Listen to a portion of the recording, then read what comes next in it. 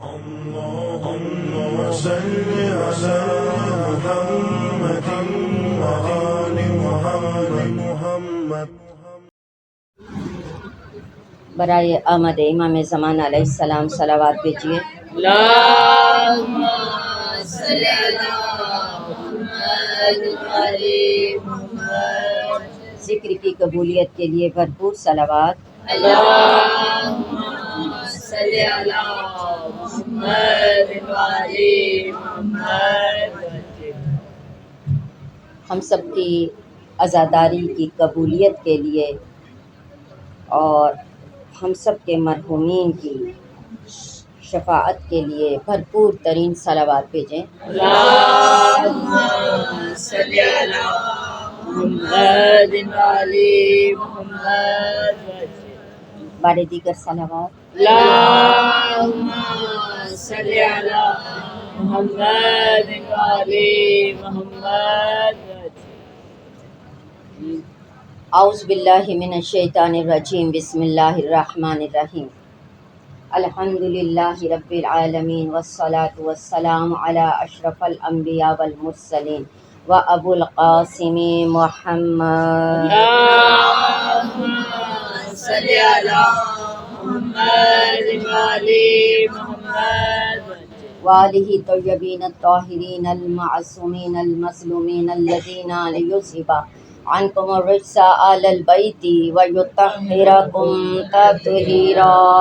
اللهم صل على محمد وعلى محمد. ولعنۃ اللہ علی اعدائہم اجمعین من یومنا ھذا الی یوم الدین. بسم اللہ الرحمن الرحیم. اللہم کل ولیک الحجۃ ابن الحسن صلواتک علیہ وعلی آبائہ في هذه الساعة وفي كل ساعة ولیا وحافظا وقائدا وناصرا ودلیلا وعینا حتی تسکنہ ارضک طوعا وتمتعہ فیہا طویلا برحمتک یا ارحم الراحمین. صلوات. اللهم صل على محمد وعلى محمد. بسم اللہ الرحمن الرحیم. بحق ناد علی مدر العجائب تجدہ اونا لقا فی النوائب کل ہم و غم سینجلی بعظمتک یا اللہ یا اللہ یا اللہ بنبوتک یا محمد صلی اللہ علیہ وآلہ وسلم بولایتک یا علی یا علی یا علی ادرکنی فی سبیل اللہ. صلوات. اللهم صل على محمد وعلى محمد.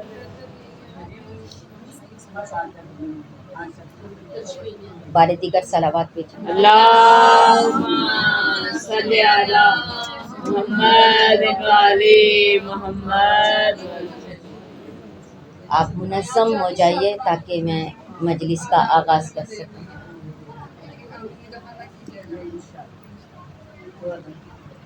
جی آپ سب کی اجازت ہو تو میں مجلس کا آغاز کروں. بسم اللہ بسم اللہ. آغاز کرتی ہوں پاک پروردگار کے نام سے جو ہم سب کا خالق اور مالک ہے. میرا وہ پاک پروردگار کہ جس کے قبضہ قدرت میں ہماری جان ہے. میرا وہ مالک جو ہمارے گناہوں کی بخشش فرماتا ہے، ہماری خطاؤں سے درگزر فرماتا ہے، ہم پہ کرم خاص کرتا ہے.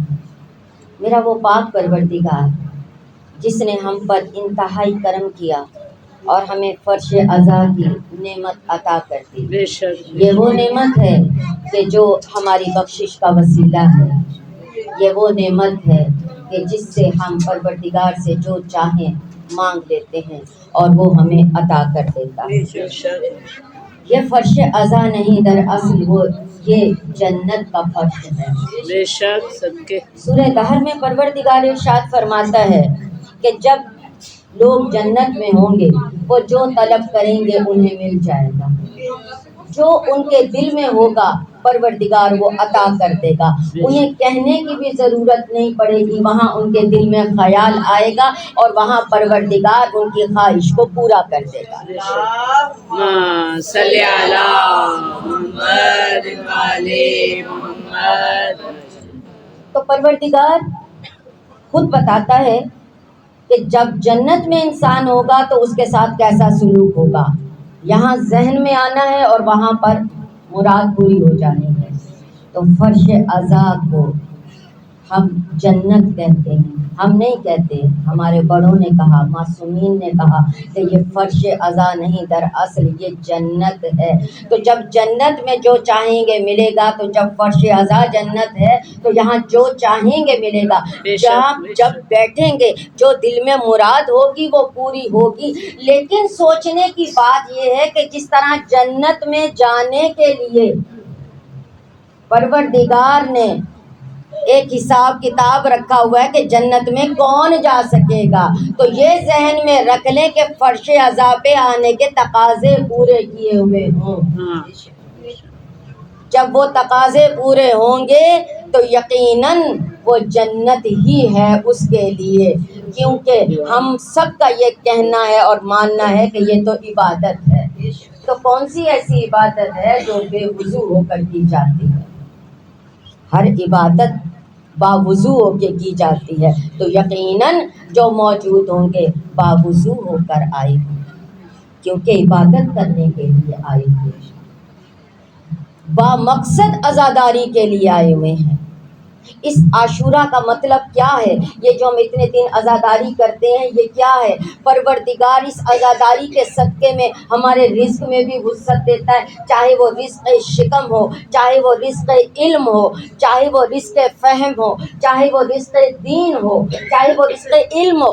جتنا بھی رزق ہے پروردگار اس کی وجہ سے اس میں اضافہ فرماتا ہے. لیکن اگر اس رزق کی ہم خود عزاداری کے حوالے سے بات کر رہی ہوں کہ اگر ہم عزاداری کو ایک مقصد کے تحت لے کر آگے چلیں گے تو یقیناً اس کے فیوز و برکات ہی عجب ہیں. آج جیسا کہ آپ جانتے ہیں عاشور کا دن ہے. برس ہا برس گزر گئے،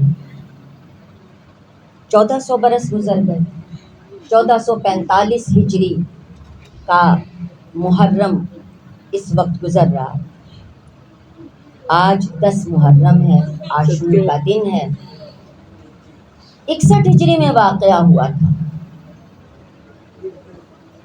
اور ہم بہت خوش قسمت گردانتے ہیں خود کو کہ ہم ان خاندانوں کا حصہ بنے جو فرش عزا بچھانے والے، فرش عزا پہ بیٹھنے والے ہیں، سننے والے ہیں، پڑھنے والے ہیں، انتظام کرنے والے ہیں. لیکن حسین نے پیام کیا دیا تھا؟ کس شے کو منانے کے لیے اکٹھے ہوئے ہیں؟ کیا اس چیز کو منانے کے لیے ہم اکٹھے ہوئے ہیں کہ ان کے ساتھ ظلم کتنا ہوا تھا، کیسے ہوا تھا، کس کس کے ساتھ ہوا تھا؟ بس یہ یاد کریں گے، پھر اس کے بعد اپنے گھروں کو چلے جائیں. یہ واقعات کربلا یاد رکھنے کو کہا ہے، مقصد کربلا. اب مقصد قیام کربلا کیا تھا؟ مقصد قیام حسین کیا ہے؟ مقصد یہ تھا کہ امام اور انبیاء کس لیے آتے ہیں؟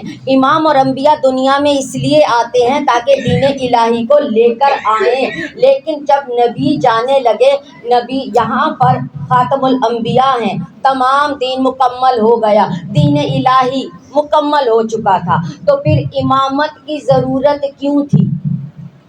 امام کیوں رہے اور آخر تک قیامت تک یہ کیوں رہیں گے؟ یہ پردہ غیبت میں امام ہیں، جب آئیں گے تو اس کے بعد قیامت ہوگی. تو کس لیے؟ دین تو مکمل ہو چکا تھا.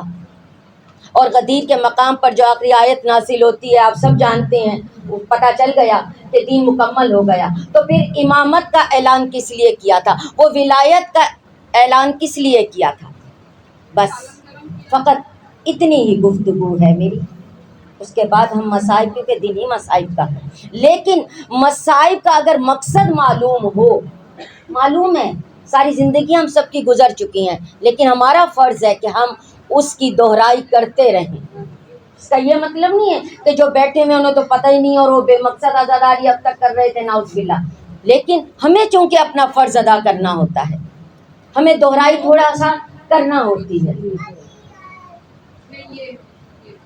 تو کس کے لیے، مقصد کیا تھا، کیوں امامت دی گئی، اور ابھی تک ہم انتظار کر رہے ہیں اپنے وقت کے امام کا، آخری امام کا، کیوں انتظار کر رہے ہیں، کیا وجہ ہے؟ دین تو ہمارے پاس ہے، قرآن ہمارے پاس ہے، نمازیں سب کو آتی ہیں پڑھنی، حج بھی کرتے ہیں، روزے بھی رکھتے ہیں، زکوٰۃ بھی دیتے ہیں، خمس بھی کرتے ہیں، سب کچھ ہے، تو کس لیے امام چاہیے پھر؟ اس کا جواب ملتا ہے وہ آئیں گے، وہ انصاف سے نا ساری دنیا کو بھر دیں گے، تو پھر ہم کس لیے ہیں، ہم کیا کریں گے؟ امام زمانہ علیہ السلام بلند تر صلوات اللہم صلی علی محمد وعلی محمد۔ ہمارا مقصد کیا ہے کہ ہم خاموشی سے انتظار کریں کہ کب امام آئیں گے اور پھر وہ ہمارے لیے انصاف قائم ہو جائے گا، بس یہی ہمارا کام ہے۔ ہمارا کام زمینہ سازی کرنا ہے، ہمارا کام وہ نرسری تیار کرنا ہے، وہ سپاہی امام کے تیار کرنا ہے۔ یہ جو ہم ننھے ننھے عزادار اپنے گودوں میں اور کئی اپنی کوکھ میں لے کر بیٹھتی ہیں مجالس میں، دراصل یہ امام وقت کے سپاہی تیار کر رہی ہے۔ یہ جتنے ہمارے عزادار ہیں یہ سب کے سب امام کے سپاہی ہیں، اور ان سب کو بھی یہ احساس ہو کہ ہم امام کے سپاہی ہیں۔ اب یہ بات میں نے کیوں کی کہ ان کو بھی احساس ہونا چاہیے، اس لیے کہ جو بھی امام ہیں، امام کا کام یہ ہوتا ہے کہ دین الہی تو موجود ہے مگر دین الہی کو نافذ کریں۔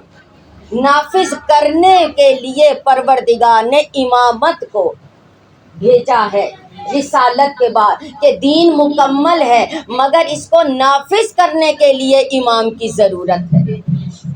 اب ہم میں سے ہر ایک نے یہی کوشش کرنا ہے کہ دین کو نافذ کریں۔ پھر ذہن میں یہ خیال بعض اوقات آتا ہے کہ ہم کیسے کر سکتے ہیں، ہمارے تو اختیار میں کچھ بھی نہیں ہے۔ تو کس نے کہا ہے کہ دین فقط حکومتی سطح پر نافذ کیا جاتا ہے؟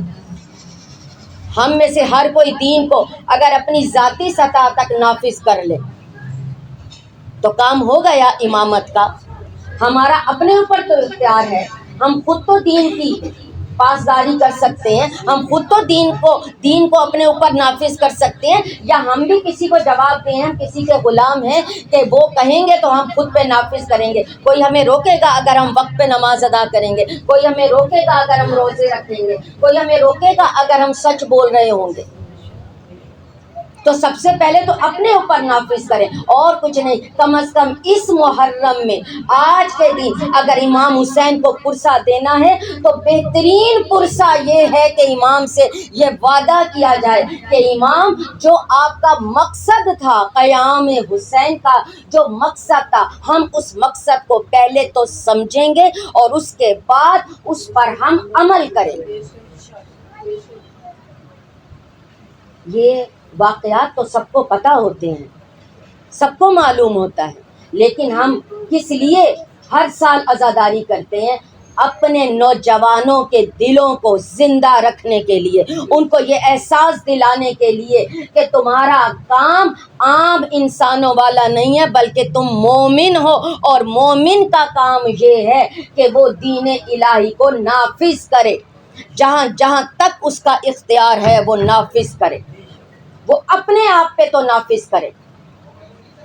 میں فلاں سے کہوں آپ نے تو پردہ نہیں کیا ہوا، میں نے کیا ہوا ہے، بس میرا اختیار اپنی بچی پہ ہے، بھتیجی یا بانجی پہ ہے، جس پہ ہے اس کو میں کہوں آپ کرو، بجائے اس کے کہ نفرت سے دوسرے کو یہ احساس دلاؤں اب تم لوگوں کو تو آتا ہی نہیں ہے، دیکھو ہم کرنا جانتے ہیں۔ یہ تکبر ہے اور یہ دین سے دور کر رہا ہے ہمارے لوگوں کو، کیونکہ جنہیں تھوڑا سا معلوم ہوتا ہے یا جو تھوڑا سا بھی کاربند ہوتے ہیں دین پر، وہ اتنا تکبر سے، سب نہیں، لیکن زیادہ تر ایسے اتنے تکبر سے دوسروں کے ساتھ گفتگو کرتے ہیں کہ اس سے وہ دین سے دور ہو جاتے ہیں کہ ہاں یہ تو اپنے آپ کو بہت کچھ سمجھتے ہیں، ہم ایسے ہی ٹھیک ہیں، ہم نے بڑا دیکھا ہوا نمازی، ہم نے فلاں بھی ایسے دیکھے ہیں، نہیں ہم ایسے ہی ٹھیک ہیں۔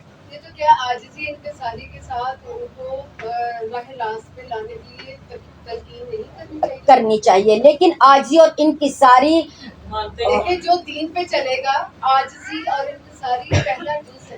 دیکھیں سب سے پہلے میں آپ کو بتاتی ہوں، اب میں خود جواب نہیں دے رہی، اس کا جواب آپ کو دیں گے امام جعفر صادق علیہ السلام، اور بڑا خوبصورت جواب ہے میرے امام کا، کیونکہ ہمارے نزدیک ہم اپنی طرف سے ٹھیک کر رہے ہوتے ہیں، لیکن انسان کی نفسیات ہے نا، بعض اوقات وہ اس کو اس طرح سے نہیں لیتے، نہیں ہمیں یہ سنانے کے لیے کہہ رہی، نہیں یہ اوپر سے اس طرح سے بن کے کہہ رہی ہیں، لیکن نا ویسے یہ ہمیں جتا رہی تھی، تو اس لیے چونکہ آئمہ طاہرین، جی میں وہی بتانے لگی ہوں، تمہید کے بغیر کیسے سمجھ آئے گی، تو آئمہ طاہرین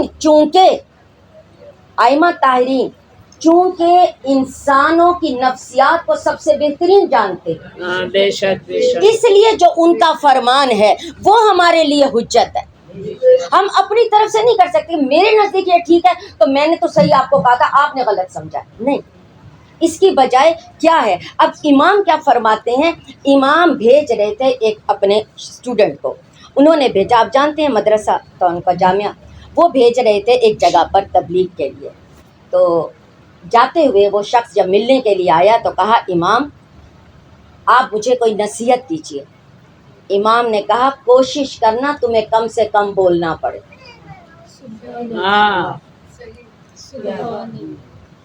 آپ کا کردار یہی تبلیغ ہے، آپ اور کیا جتنے بھی آپ نرم لہجے سے کہیں، آپ کو کیا پتا اس وقت وہ اپنے ذہن کی کون سی سطح پر ہے۔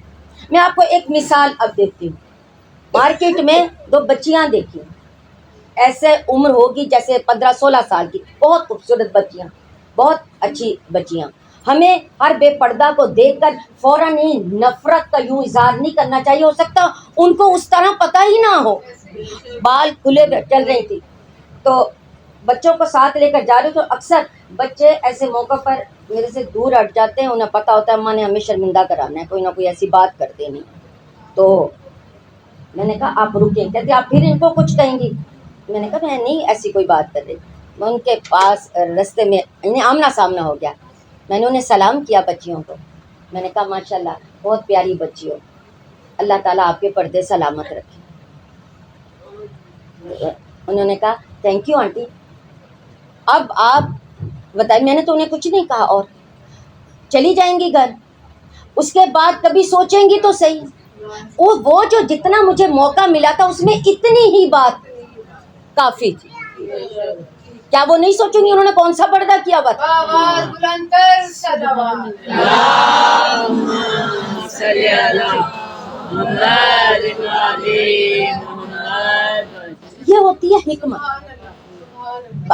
اس طرح سے اگر ہم محبت اور پیار سے اپنے لوگوں کو بتائیں گے تو یقیناً وہ اس طرف آئیں گے، اور واقعی خامنہ ای صاحب کہتے ہیں، اور مجھے یہ ایک بات بڑی خوبصورت لگتی ہے کہ آپ کسی بے پردہ کو دیکھ کر یہ اگر نفرت کا اظہار کریں گے تو وہ اس میں مزید آگے بڑھے گا، آپ بالکل ایک نارمل رہ کر، اور آپ کو جب دیکھتے رہیں گے خود ان کا دل چاہے گا کہ آپ کے جیسے بنے، اور پھر ہم تو خود کچھ نہیں ہیں، جن کے پیچھے ہم ہیں، پھر وہ اصل میں لوگوں کو اپنی طرف نہیں لانا ہوتا، منسلک اس سے کرنا ہوتا،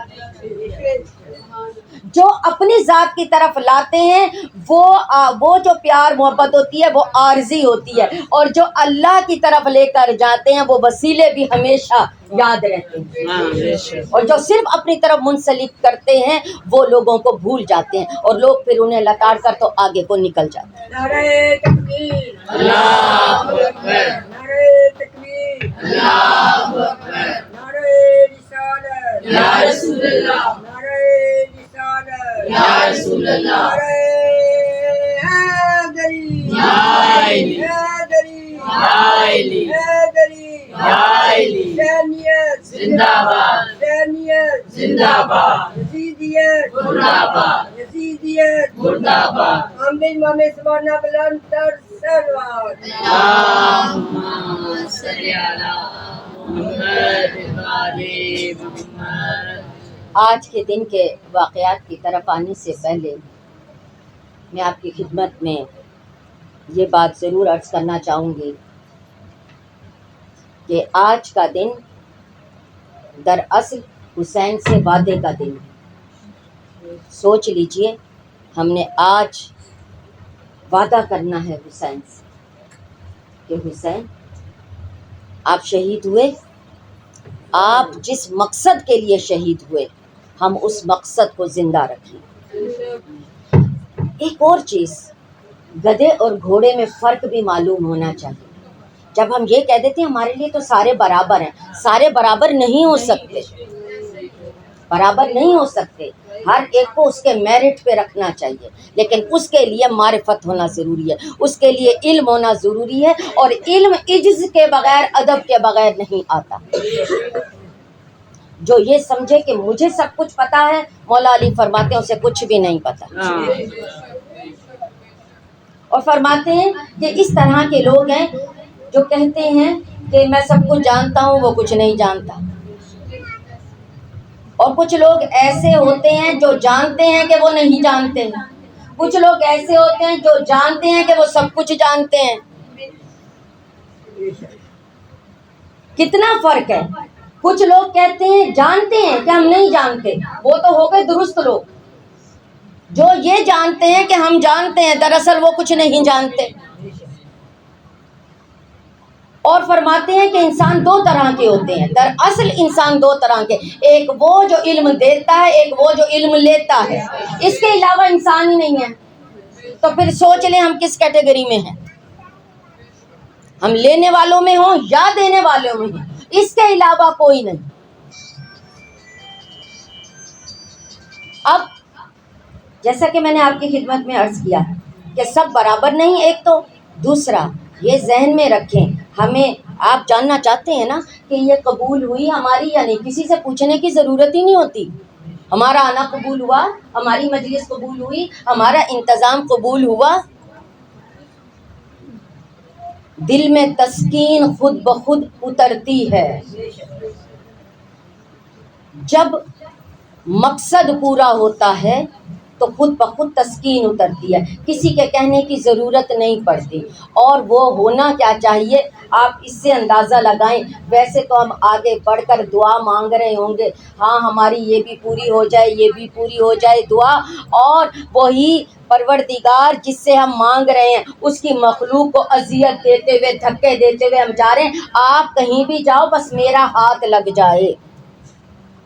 تو اتنی تکلیف پہنچا کر زیارت کو ہاتھ لگا لیں گے تو کیا وہ قبولیت ہوگی؟ اس کی بجائے اگر 10 کو جگہ دے دیں گے، آپ کی 10 بار ہاتھ لگانا، آپ کا 10 بار زیارت کرنا سمجھا جائے گا۔ ہر جگہ پہ خود پہنچنا ضروری نہیں ہوتا، دوسرے کے لیے رستہ بنانا بہت ضروری ہوتا ہے، اور اس چیز کا اجر دیتا ہے پروردگار۔ یہی مجالس ہے جس میں اخلاق بتایا جا رہا ہے۔ سب لوگ بیٹھے ہوئے پھاندتے ہوئے پھلانگتے ہوئے آ گئے ہیں آگے، یہ تہذیب کے خلاف ہے۔ کوئی آ کر قریب بیٹھتا ہے تو مزید پھیل جانا تاکہ اگلے کو جگہ نہ ملے، ہم پہلے ٹھیک بیٹھے ہوئے تھے اب تنگ ہونا پڑے گا، بد اخلاقی ہے۔ تو پھر فرش عزا سے کیسے کچھ لے کر جائیں گے اگر ہمارا دل اتنا سا بھی کشادہ نہیں ہے؟ جی دیکھیے میرا ذہن ابھی تک نہیں ہٹا ہوا ہے، آج بھی ساری سے کسی کو سمجھایا، اب میں نے سمجھا نہ سمجھا وہ جانے رب جانے، ہم بڑے ذمہ ہوں گے۔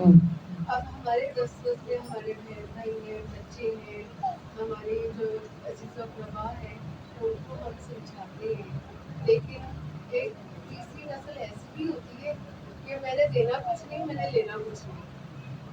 اگر وہ اس طرح سے اگر اپنی اولاد ہی کہہ لیں کہ وہ نہ سمجھے اور نہ اس کو سنائی دے، تربیت بھی اچھی خالص ترین کی اور عمل بھی کر کے دکھایا ہو، اور وہ عمل کیا بھی جاتا ہو ان کے سامنے، پھر بھی وہ نہ سنے، چلے بہن بھائی ہیں، پھر آگے قریبی بھتیجا جو کہ آپ نے نام لیا، تو اگر وہ نہ کرے تو بالکل دل تھوڑے ٹوٹتا ہے، دل بڑا افسردہ سا ہوتا ہے. جی تو اس کے لیے ہمیں کیا ایسا ٹیم جی جو رد عمل میں عرض کرنا کرتی چاہیے؟ ہوں، یہ بھی میں نہیں بتاؤں گی ذاتی طور پہ، یہ آپ کو قرآن بتائے گا، یہ قرآن بتائے گا. جناب نوح نے کہا یا اللہ میرا بیٹا ڈوب رہا ہے اور تو نے وعدہ کیا تھا کہ میرے اہل کو بچا لے گا. اللہ تعالیٰ نے فرمایا جس کا مفہوم بیان کر رہے خبردار وہ بات مت کہو جو تمہیں معلوم نہیں ہے. یہ جو ڈوب رہا ہے یہ تمہارا اہل نہیں ہے، تمہارا بیٹا ہے مگر اہل نہیں ہے. صرف خونی رشتے ہونے سے، سببی کسبی رشتے ہونے سے رشتہ نہیں بنتا. اگر کوئی اہل ہوگا تو اگر ظاہری کوئی رشتہ نہیں بھی ہے تو وہ لے لے گا. ہمارا کام فقط کہنا ہے. اگر امام یا نبی کے بیٹے ایسے ہو سکتے ہیں تو ان کی تربیت میں کیا کمی ہو سکتی ہے؟ کیا جناب یعقوب کے بیٹے نہیں لڑے تھے آپس میں؟ کیا انہوں نے اپنے بھائی کو تکلیف نہیں پہنچائی تھی؟ تو کیا نبی کے کردار میں ہم نعوذ باللہ کسی کمی کا کچھ کہہ سکتے ہیں؟ تو اس لیے یہ ضروری نہیں ہوتا کہ ہر دفعہ غلطی ہماری ہو کہ ہم سے کچھ ہوا ہے یا ہم نے ایسا کر کے نہیں دکھایا. تو اس لیے بلندر صلوات.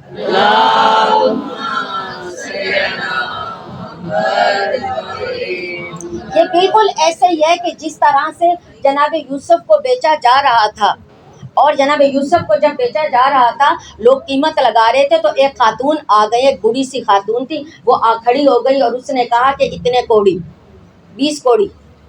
تو سارے لوگ ہنسنے لگے، کہنے لگے جہاں اتنے لاکھوں درہم لگ رہے ہیں وہاں تم کوڑی کی بات کر رہی ہو.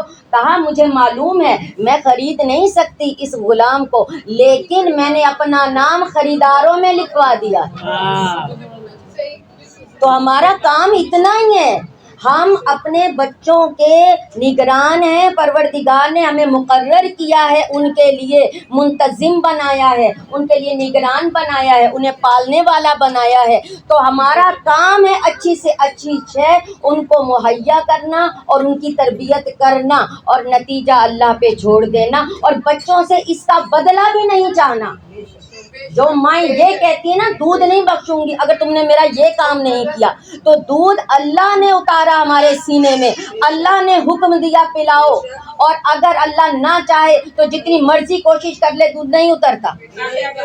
یہ پروردگار کی مرضی ہے، یہ اس کا کرم ہے. اس لیے ہم جو کچھ کرتے ہیں وہ قربتاً اللہ اگر کریں گے تو اس کا اجر ضرور ملے گا. جب قربتاً المخلوق کریں گے پھر نہیں ملے گا. اس لیے اپنے اعمال کرتے ہوئے یہ ضرور رکھا کرے یہاں پر آنا قربت ان کے لیے نہیں، اہل خانہ کے لیے نہیں، بلکہ کس کے لیے؟ قربتاً اللہ. پھر اس کا اجر ملے گا، پھر ہمیں گلہ نہیں ہوگا کہاں بٹھایا تھا، کہاں رکھا تھا، کیا کھلایا تھا، کیا پلایا تھا، کیا دے کر بھیجا، تب نہیں ہوگا کیونکہ اللہ. اور ایک شے ایک دفعہ بکتی ہے. اگر ہم اپنا عمل اللہ کے پاس بیچ رہے ہیں تو پھر اس کی قیمت دوسروں سے وصول نہ کریں. علی نبی اولاد علی پہ بلند تر صلوات. صلی علی محمد وعلی محمد. ایک عام شخص ہو نا بکی ہوئی چیز نہیں خریدتا تو اللہ بکی ہوئی چیز کیوں خریدے گا؟ اللہ خالص چیزیں خریدتا. یہ جتنے بھی ہم سب کے آپس میں لوگوں کے اختلافات ہوتے ہیں، خاندانوں میں جو ہوتے ہیں، وہ سب کی سب وجہ ہوتی ہے توقعات. ہم توقعات رکھتے ہیں کیونکہ ہم نے اچھا کیا ہوتا ہے اپنے تئیں، ہم نے اچھا کیا ہوتا ہے اور ہم چاہ رہے ہوتے ہیں ہمارے ساتھ چلو اچھا نہیں تو برا تو کوئی نہ کرے نا. لیکن آغاز سے اپنے بچوں کو، اپنی اولاد کو یہ بات سکھائیں کہ جو بھی کام کرو وہ قربتاً اللہ کرو. اس کا یہ فائدہ ہوتا ہے کہ انسان کے اندر سے گلہ اٹھتا ہی نہیں ہے، کیونکہ وہ کہتا ہے میں نے تو اللہ کو دیا، میں نے تو اللہ کے لیے کیا ہے، اللہ ہی اس کا اجر دے گا، اور اس سے بہترین اجر دینے والا کوئی نہیں. صلوات. اللہ اکبر. اللہ اکبر. یا رسول اللہ. یا رسول اللہ. یا علی. یا علی یا علی محمد صلوات اللہم صلی علی محمد وعلی محمد۔ مومنات، پروردگار ہمیں توفیق دے کہ ہم حق عزاداری ادا کر سکیں۔ آنسو بہانا ہمارے لیے بہت ضروری ہے، اور یہ ہم جان کے نہیں کرتے۔ آج ایک چیز صرف فرق سمجھ لیجیے گا، آنسو بہانے کا، رونے کا فرق اور گریا کا فرق۔ روتا ہے انسان جب کسی بھی بات پہ دکھی ہو جاتا ہے، روتا ہے، کوئی دنیا کا غم مل جاتا ہے، کسی قسم کی کوئی نقصان ہو جائے تو انسان روتا ہے، کوئی توقع پوری نہ ہو روتا ہے، یہ ہوتا ہے رونا۔ ایک ہوتا ہے گریا، جب انسان اپنی مغفرت کے لیے، اللہ کی محبت کے لیے، اللہ والوں کے درد میں جب روتا ہے تو اس کو گریا ہے، اور ثواب گریا کا ہے۔ اور گریا کرتے ہوئے ہم نے اپنے آپ کو نہیں سوچنا، بس اس وقت یہی دیکھنا ہے، یہی سوچنا ہے وہ اللہ والے اللہ کی رضا کے لیے یہ سب کرتے ہوئے چلے گئے۔ ہم نے ان ہستیوں کو وہ عام انسانوں والی نہیں سمجھنا کہ جس میں مائیں آ کر کہہ رہی ہوتی ہیں۔ بعض اوقات ہم مسائل پڑھتے ہوئے جذبات میں بھول جاتے ہیں کہ ہم جیسے انسان نہیں، کہتے ہیں ہائے میں نے اس دن کے لیے بیٹا پالا تھا۔ ہاں تو اسی دن کے لیے ہی تو پالا تھا ان بیویوں نے، انہیں پتا تھا ساری قربانیاں کربلا کی بی بی زینب نے پالی تھی، اور اسی دن کے لیے ہی پالا تھا۔ میری بی بی نے اسی دن کے لیے پالا۔ آج عاشور ہے، فجر ہوئی، آپ سب نے اذان علی اکبر سنی۔ اذان دیا کرتے تھے، مؤذن ساتھ تھے، امام کے ساتھ تھے، حجاج بن مسروق ان کا نام تھا۔ اذان وہ کہا کرتے تھے، لیکن عاشور کے دن امام نے کہا علی اکبر آج اذان آپ کہو۔ اب اذان کہنے کے لیے کیوں کہا، یہ پروردگار جانتا ہے۔ ہم نے جو روایات میں سنا اور پڑھا اس میں یہی ہے کہ امام کی بہنیں چاہتی تھیں، انہوں نے فرمائش کی تھی کہ آج اذان علی اکبر کہیں۔ روایات میں ہے، اللہ بہتر جانتا ہے۔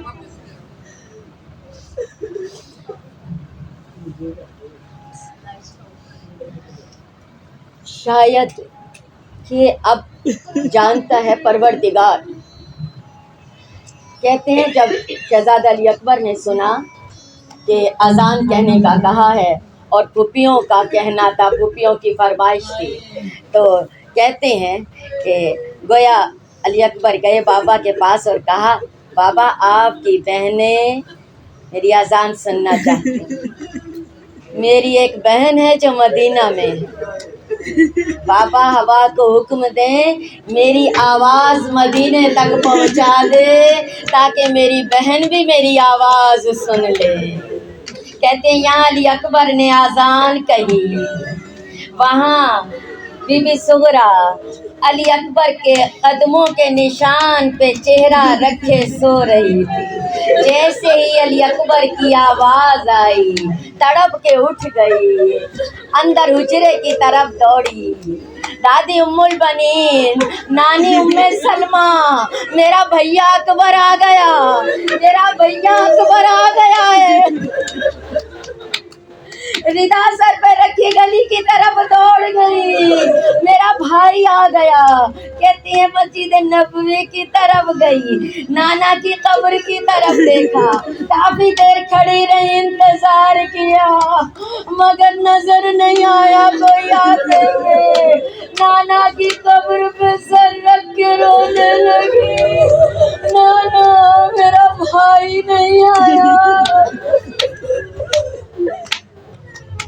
کہتے ہیں جب اذان کہہ لی، اذان کہنے کے بعد شہزادہ علی اکبر نماز کی ادائیگی کے بعد آ کر اپنے بابا کے پاس بیٹھے تو کہا، بابا نے، مولا حسین نے کہا، علی اکبر کچھ کہنا چاہتے ہو؟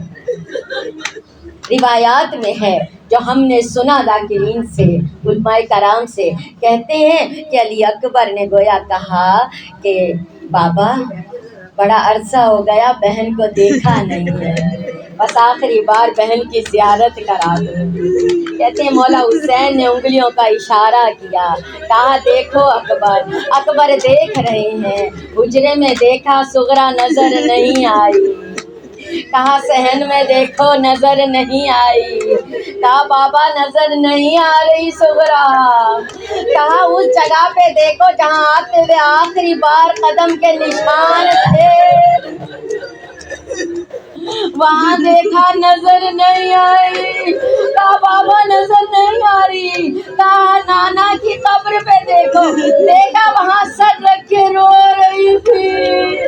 ہائے علی اکبر تیرا وعدے کا دن تھا، میں آؤں گا تمہیں لے کر جاؤں گا، ہائے بہن کو بھول گئے، علی اکبر بھول گئے۔ عجب من اللہ۔ کہتے ہیں اس کے بعد آہستہ آہستہ وقت گزرتا گیا، ایک ایک کر کے جنگ شروع ہوئی، ایک سپاہی یہاں سے جاتا تھا، ایک سپاہی فوجی اشقیاء سے آتا تھا کہ اتنے میں ظہرین کا وقت ہو گیا۔ آ کر قریب آ کر حسین سے کہا نماز کا وقت ہو گیا۔ یہ مسائل فقط سننے کے نہیں ہوتے، سمجھا بھی کریں انہیں کہ جنگ ہو رہی ہے، وقت کا امام جنگ کر رہا ہے اور اس وقت ان کا ساتھی آ کر ان کو یاد دلا رہا ہے کہ اول وقت ہو گیا نماز کا۔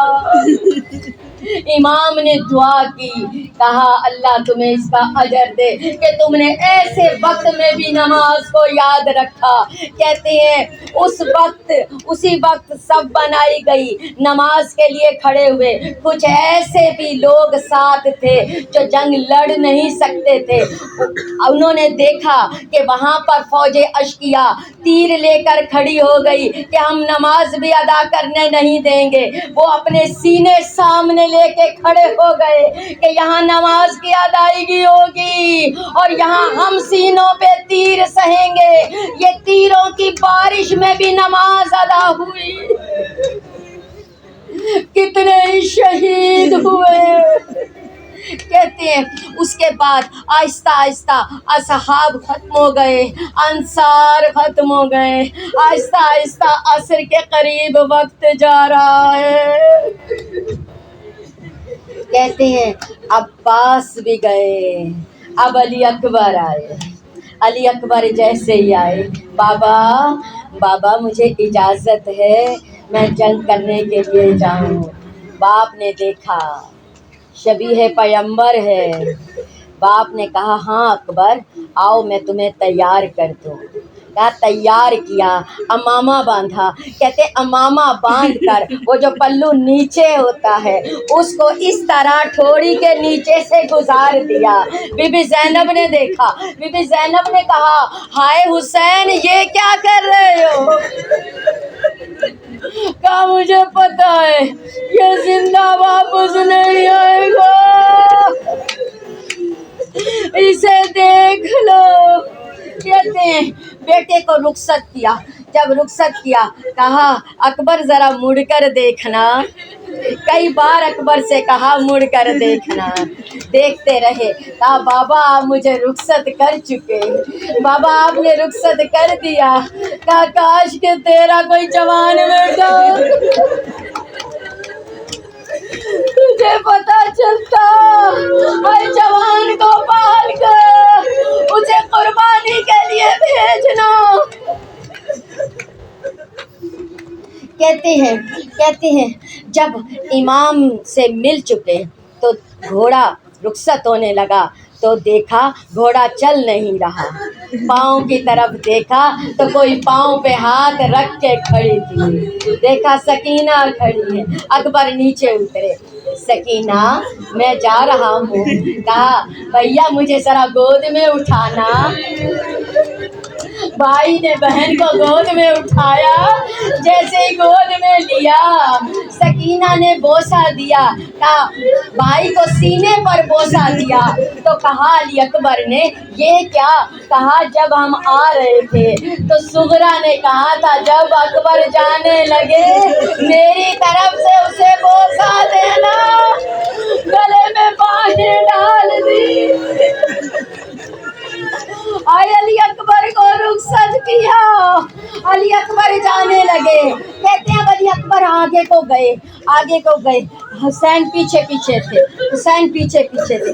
کہتے ہیں جتنے بھی لوگ میدان میں گئے کوئی پلٹ کر زندہ واپس نہیں آیا، مگر اکبر وہ ہے جو زندہ پلٹ کر واپس آئے۔ کہتے ہیں جب پلٹ کر آئے تو آ کر کہا بابا بہت پیاس لگی ہے، بابا بہت پیاس لگی ہے۔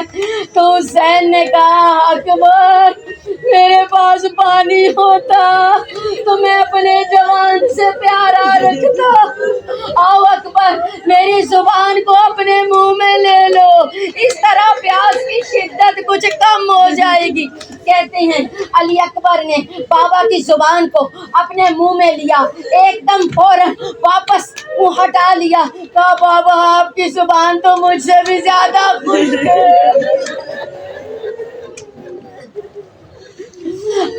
رخصت ہونے لگے، اب رخصت ہو رہے تھے، علی اکبر جانے لگے، پھر گھوڑے پر بیٹھے، ایڑ لگائی کہ اتنے میں پیچھے سے اما فضہ دوڑتی آئی، اکبر ذرا بات سننا، اکبر ذرا سننا۔ اب علی اکبر مڑے، کہا میں سب سے رخصت لے چکا اما، اب کیا بات ہے؟ کہا میں ایک خیمے کی طرف ذرا دیکھو، میں کچھ نہیں کہتی، صرف خیمے کا پردہ ہٹاؤں گی، تم خود دیکھ لینا۔ اور علی اکبر رک گئے، پیچھے کی طرف رخ کیا، بی بی فضہ ایک خیمے کی طرف گئی، پردہ ہٹایا، دیکھا بستر علالت پہ سید سجاد کونیوں کے بل کھڑے ہونے کی کوشش کر رہے تھے، ہاتھ بڑھا کر کہہ رہے تھے علی اکبر میرے سے ملا نہیں۔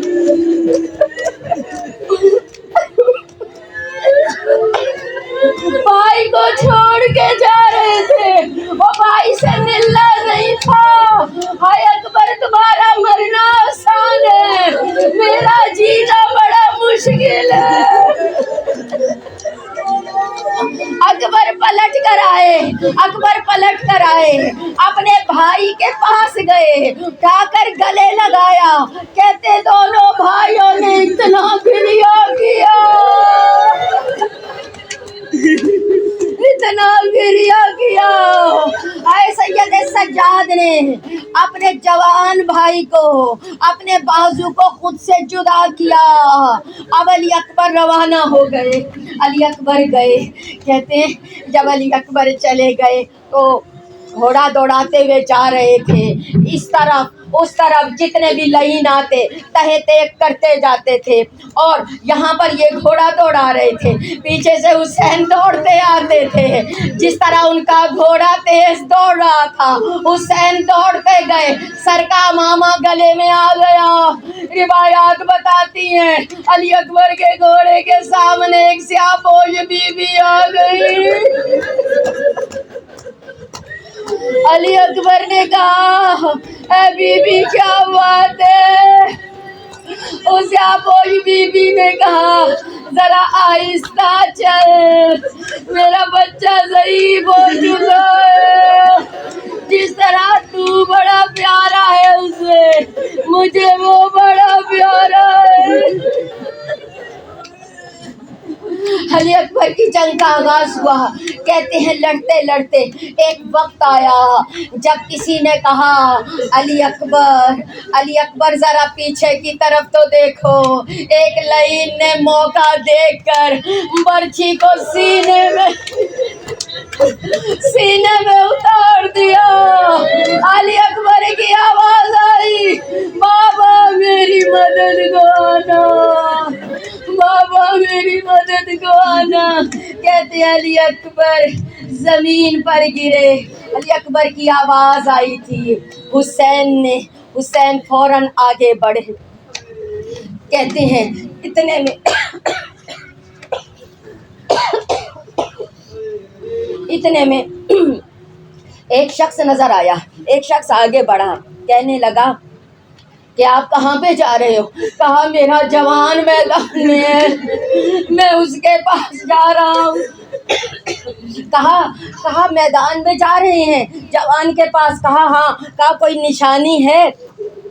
کہا ہاں میرے پاس نشانی ہے۔ کہا لیکن تم کون ہو؟ کہا میں قاصد ہوں، میں مدینے سے آیا ہوں، کوئی ایک بادشاہ یہاں پر آیا ہے، اس کی بیٹی نے خط لکھا ہے اور کہا تھا یہ خط میرے بابا کو دے دینا۔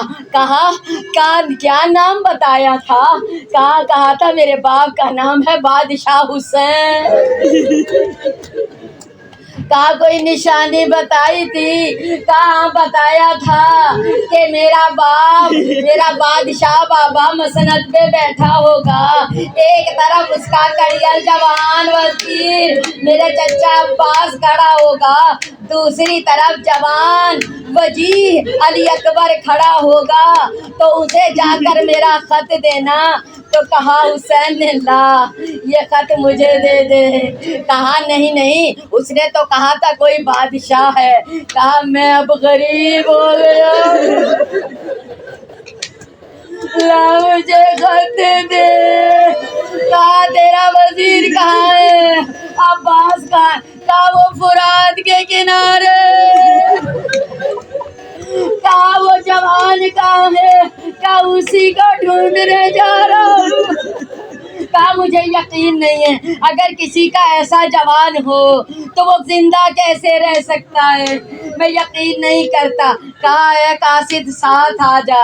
اب حسین جا رہے ہیں، ڈھونڈ رہے ہیں، علی اکبر کے لاشے کے پاس پہنچے، جیسے ہی پاس پہنچے سر اٹھا کر اپنے زانو پہ رکھا، زانو پہ رکھنا تھا کہ اس شخص نے خط پکڑا دیا، سر پیٹ کے رونے لگا۔ کہا یقین آ گیا یہ تیرا ہی بیٹا ہے اور تو ہی حسین ہے۔ کہا کیسے یقین آیا؟ کہا اس لیے جب تو چلا تھا میرے ساتھ تیرے بال سیاہ تھے، جیسے تو نے جوان کا سر زانو پہ رکھا تیرے بال سفید ہو گئے۔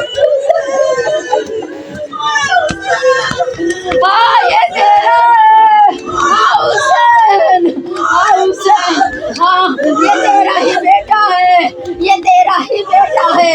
اب حسین نے خط لیا، کہا اکبر سغرا نے خط لکھا ہے، اے سغرا نے سلام بھیجا ہے اور سغرا گلا کر رہی ہے مجھے لینے نہیں آئے۔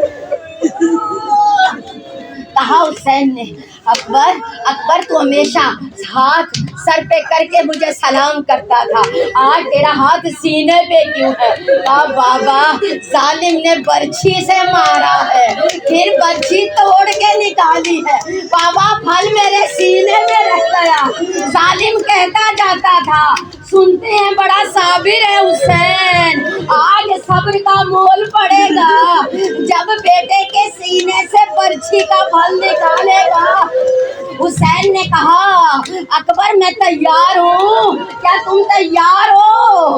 اب حسین نے ایک گھٹنا زمین میں رکھا، ایک اکبر کے سینے میں۔ کہتے ہیں اس وقت یقیناً ایسا ہوا ہوگا کہ حسین نے کہا ہو کہاں پر ہو بابا، کہاں پر ہو نانا، کہاں پر ہو دادا ابراہیم، کہاں پہ ہو دادا اسماعیل، دیکھ لو میں نے پٹی نہیں باندھی آنکھوں میں، دیکھو میں اپنے بیٹے کو ذبح کر رہا ہوں، میں اپنے بیٹے کی قربانی دے رہا ہوں۔ کہتے ہیں 1,24,000 پیغمبران کی آواز آئی، حسین تیرے صبر کو سلام ہے، ہم سب یہاں موجود ہیں، ہم سب یہاں پر ہیں۔ کہتے ہیں علی بھی تھے، زہرا بھی تھی، رسول بھی تھے، حسن بھی تھے، لیکن جیسے ہی حسین نے کلیجے میں برچی کے بل پہ ہاتھ رکھا، علی نے زہرا کا منہ موڑ دیا، دیکھ نہیں سکے گی۔ برچی کا بل نکالا، اکبر کا کلیجہ چلا گیا۔ اے حسین یا حسین،